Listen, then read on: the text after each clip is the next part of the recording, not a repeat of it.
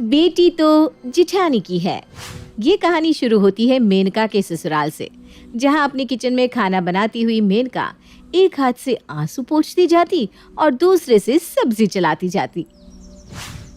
हमेशा सबका भला ही किया है भगवान, मैंने अपने सास ससुर को अपने पेरेंट्स के जैसे ही समझा और आज वही मेरे दुश्मन बने बैठे हैं। तभी कोकिला रसोई में आती है। और रो, अरे और जोर जोर से रोना, ताकि मोहल्ले वालों को लगे कि हम तुझे मारते हैं पीटते हैं। ये भी कसर मत छोड़ना बहू। नहीं मम्मी जी, आप गलत समझ रही हैं, मैं तो अपनी किस्मत पर रो रही हूँ। आज मेरी गोद भरी होती तो ये सब होता ही नहीं। अरे तो कर लेना हरी, इसी दिन के इंतजार में तो मेरी जिंदगी के 2 साल और कम हो गए, पर आज तक वो दिन नहीं आया। और काम करना है तो कर, वरना आंसू गिराते हुए खाना बनाने की कोई जरूरत नहीं है। ऐसा खाना कभी शरीर को लगेगा ही नहीं। मेनका की शादी को आज पूरे 2 साल हो गए थे, पर भगवान ने आज तक उसे माँ बनने की खुशी से दूर ही रखा था। पहले तो मेनका का ससुराल उसके लिए सपनों का ससुराल था, पर जैसे ही दिन बीतते गए चीजें बदलती गई। कुछ रहा कि नहीं बहू? पता नहीं मम्मी जी, वैसे पिछले 1 हफ्ते से ना मुझे उल्टियाँ तो हो रही हैं। क्या सही में? मुझे तो तेरी चाल से ही लग गया था क्या घर में खुशखबरी आने वाली है। अरे भाई, शादी को 6 महीने पूरे हो गए हैं, अब खुशखबरी नहीं आती तो कब आती? जीती रहे बहू, जीती रहे। आखिर तूने मुझे एक बारिश दे ही दिया। अरे ओ कमला, रसोई से मिठाई लाकर सभी का मुंह मिठा कर। पर माँ जी, हम क्या बोल रहे हैं, आजकल ना एसिडिटी भी बहुत हो रही है लोगों को।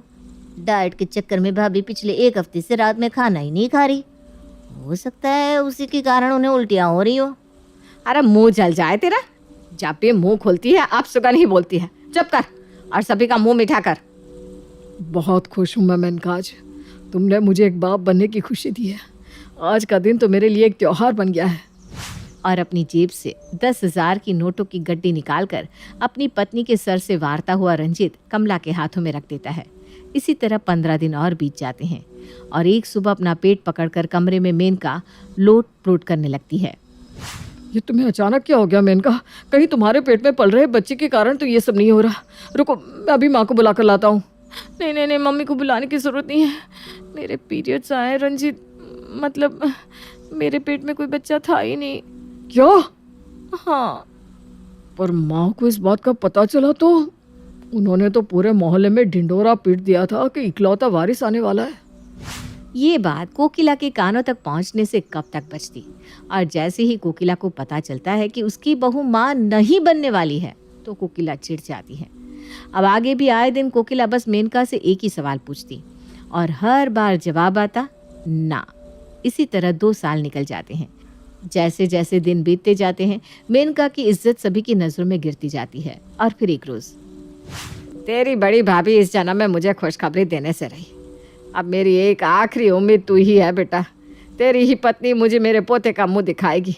मैं ना अभी तेरे लिए लड़की देखना शुरू कर देती हूँ। और हवा से भी तेज़ रफ्तार में कोकिला अपने दूसरे बेटे के लिए लड़की की तलाश करना शुरू कर देती है। और एक ही महीने के अंदर कोकिला नेहा के साथ अपने बेटे का रिश्ता पक्का कर दोनों की शादी भी करवा देती है और नेहा को अपने घर बहू बनाकर ले आती है। दरवाजे पर खड़े अपने देवर देवरानी की आरती उतारने के लिए जैसे ही मेनका दरवाजे पर जाती है, कोकिला उसे रोक देती है। रुक जा मेनका, नेहा बहू का अपने ससुराल में स्वागत तेरा मुंह देखकर हुआ ना, तो उसकी खुली कोख भी बन जाएगी। कोई जरूरत नहीं है तुझे दरवाजे पर जाने की। मेरी बहू की आरती मैं उतारूंगी। कोकिला दरवाजे पर खड़े नए शादीशुदा जोड़े की आरती करती है। दूधो नाव पुतो फलो बहू, अब बस जल्द से जल्द तू मुझे दादी बना दे बहू। जी मम्मी जी, आप बेफिक्र रहिए। अगली सुबह दोनों बहुएं अपने कमरे से बाहर आती हैं और अपनी सास के पैर छूती हैं, पर कोकिला सिर्फ और सिर्फ अपनी छोटी बहू को ही आशीर्वाद देती है और बड़ी को नहीं। मेरे सारे आशीर्वाद तो तेरे सामने फेल हो गए बड़ी बहू। अब बच्चे का आशीर्वाद देकर भी क्या फायदा? कम से कम मेरे बेटे को पत्नी का सुख तो देती रहे ना, जीती रहे। भगवान करे नई बहू के पैर तेरे लिए शुभ हो और तुझे जल्द एक बाल गोपाल हो जाए। इसके बाद अपनी पहली रसोई की तैयारी करने नेहा रसोई में जाती है और कुछ देर बाद मेनका भी रसोई में जाती है। एक साथ इतने सारे लोगों का खाना आप कैसे बना लेती हैं भाभी, और वो भी तीनों टाइम? मैं तो नाश्ते की तैयारी करने में ही पस्त हुई जा रही हूँ। हाय मेरी कमर, अभी तो बस सब्जियां कटी हैं, कैसे होगा सब कुछ? बाहर कौन जान रहा है कि अंदर खाना तू बना रही है या मैं? ये ले टेबल, तू आराम से यहाँ बैठ, मैं अभी फट से सारी तैयारियां कर देती हूँ। बस जब मम्मी जी आए ना तो उनके सामने तू खाने में तड़का लगा देना और 1-2 रोटियां सेक देना। ओ भाभी, थैंक यू। और इसी तरह कोकिला की दोनों बहुएं आपस में ट्यूनिंग करके नेहा की पहली रसोई की तैयारी कर लेती है। आहा, एक नंबर, क्या खाना बनाया है। वाकई। सभी मेनका के हाथों के खाने को नेहा का समझकर उसकी बड़ी तारीफ करते हैं और इसी तरह नाश्ते का काम निपट जाता है। दोपहर के वक्त भाभी, ये इतने सारे कपड़े निकाल दिए मम्मी जी ने, मैं इन्हें कैसे धोऊं? ऊपर से मम्मी जी तो वॉशिंग मशीन भी ऑन नहीं करने देती। तू जा दाल चावल की तैयारी कर, कपड़े मैं निपटा देती हूँ। मुझे तो एक बात समझ में नहीं आती भाभी, मैं यहाँ घर के कामकाज ही नहीं संभाल पा रही हूँ तो बाद में बच्चा कैसे संभालूंगी? और यहाँ मम्मी जी रोज़ मुझे गुड न्यूज़ के बारे में पूछती रहती हैं। अरे मैं प्रेग्नेंट रह गई तो 9 महीनों में कहीं परलोक ही ना सिधार जाऊँ। अरे हट पगली, जो भगवान बच्चा देता है ना वो उसे संभालने की ताकत भी देता है, और बाकी मैं तो हूँ ही। एक सुबह नेहा अपनी जिठानी के कमरे में आती है और खुशी से उनके गले लग जाती है। भाभी, भाभी, आई एम प्रेग्नेंट। अरे वाह नेहा, अब तो मम्मी जी बहुत खुश हो जाएंगी। रुक तू, पहले मैं तुझे काला टीका लगा दूँ फिर सब बता। और इस तरह ये बात पूरे घर को पता चल जाती है। उस दिन के बाद कोकिला तो हर वक्त अपनी बहू के साथ साए की तरह घूमती रहती। आखिरकार नेहा उसे दादी जो बनाने वाली थी। तो किसी भी तरह घबराना मत बहू, तू बस बच्चा पैदा कर ले, पाल तो उसे मैं दूंगी। और ऐसा मत करना कि आजकल की लड़कियों की तरह एक ही बच्चा करके ऑपरेशन करवा लिया। पहले बच्चे के बाद लगते ही अगर तू फिर से पेट रही ना तो मुझे फट से बता देना। ठीक है मम्मी जी, वो क्या है ना, दिन भर घर पर बैठ बैठ कर बोर हो गई हूँ मैं, भाभी के साथ बाहर घुमाऊँ? अच्छा ठीक है जा, पर ध्यान से जाना बेटा। दोनों बहुएं बाहर मार्केट जाने के लिए निकलती हैं कि पड़ोस की सुषमा मेनका को देखते ही कहती है, सब किस्मत का खेल है, जेठानी के सामने ही देवर की शादी हुई और अब देवरानी को बच्चा होने वाला है। इस बेचारी को अब तक बच्चा नहीं हुआ। नेहा, हम बाद में घूमने चले क्या? इस खुशी के माहौल में भी मेनका पर माँ बनने का प्रेशर बरकरार ही था। इसी तरह 9 महीने बीत जाते हैं और नेहा एक छोटी सी बच्ची को जन्म देती है। लाओ लाओ नर्स, मेरी लाडो को मेरी गोद में दे दो। कोई बात नहीं बहू, बेटी हुई तो क्या हुआ, दिल छोटा मत कर। अरे भगवान करे अगली बार तुझे बेटा ही हो। हाँ, कोकिला को एक पोता तो नहीं मिला, पर उसे इस बात की खुशी थी कि कम से कम वो दादी तो बन गई।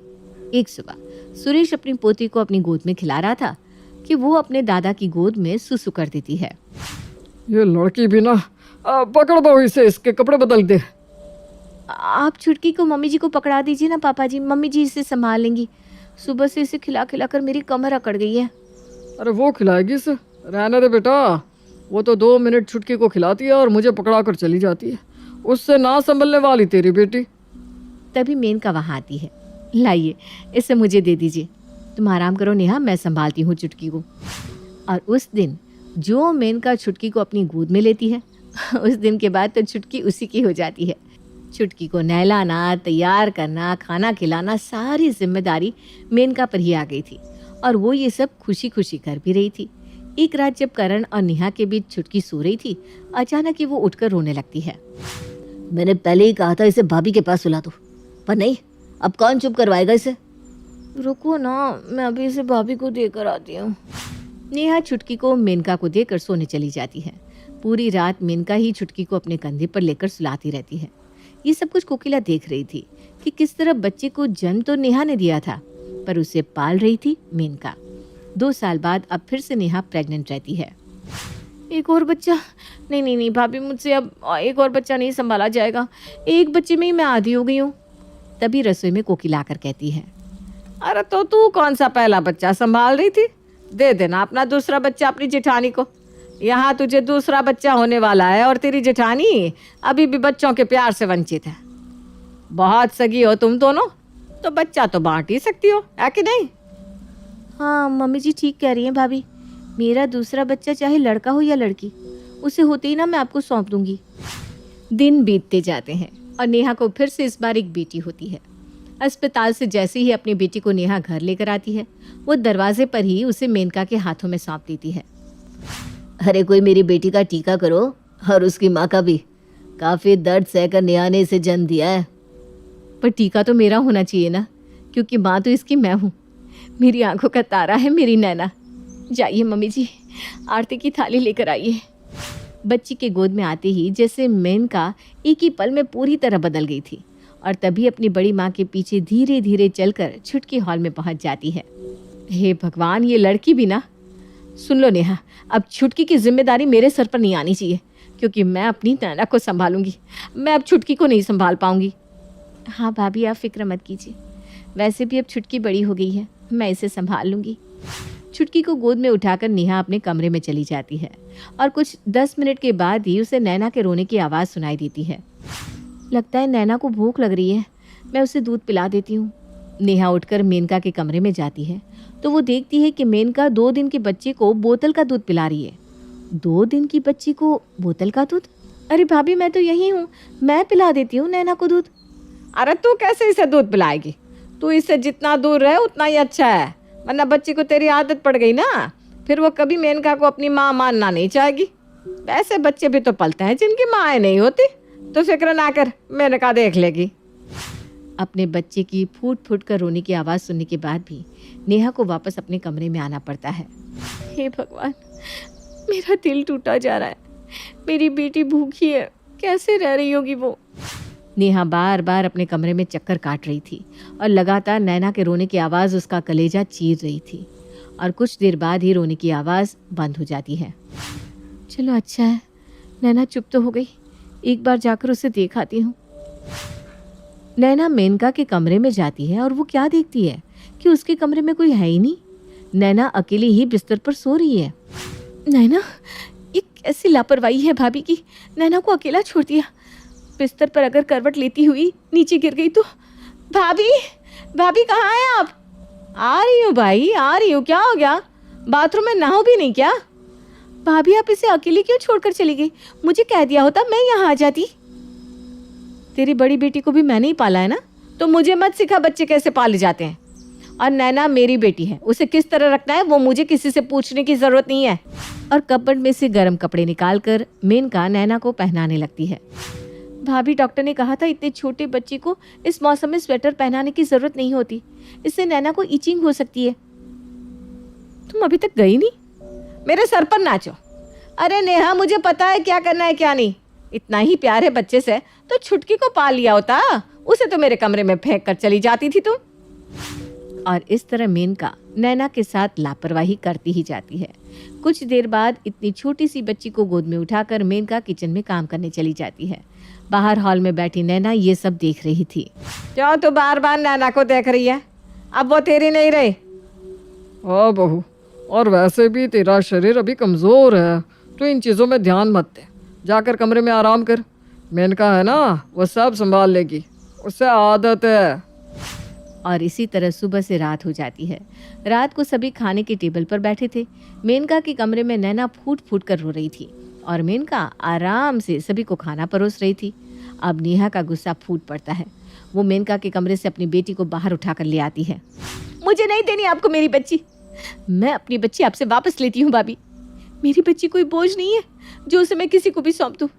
मेरी मति मारी गई थी जो मैंने मम्मी जी की बात मानकर आपको अपना बच्चा सौंपने का वादा कर दिया था। एक बच्चे का ध्यान उसकी माँ से अच्छा कोई और रख ही नहीं सकता, कोई भी नहीं।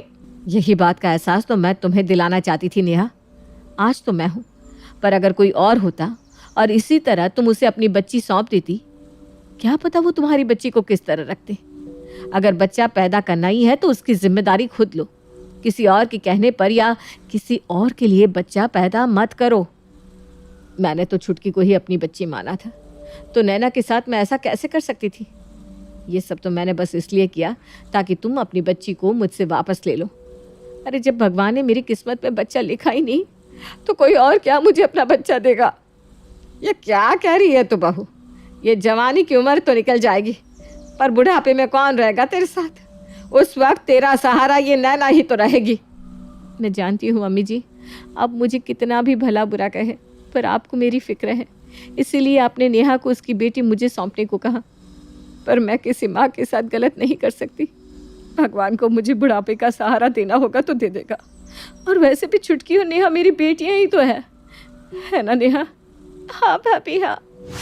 और उस दिन के बाद से दोनों बच्चियां अपनी माँ के साथ साथ अपनी बड़ी माँ के पास भी पलती हैं। इस वाक़ये के बाद अब नेहा में भी बड़प्पन आ गया था। वो भी समझ गई थी कि सिर्फ और सिर्फ अपने ससुराल वालों को खुश करने के लिए बच्चा पैदा करना गलत है। निस्वार्थ भाव से मेनका दोनों बच्चियों को बड़ा कर रही थी और 5 साल बाद भगवान उसे भी माँ बनने की खुशी दे ही देते हैं। अरे बाल गोपाल हुआ है, पूरे अस्पताल में मिठाई बंटवाओ, मेरी बड़ी बहू को बाल गोपाल हुआ है। राखी बंधवाने वाला आ गया भाभी।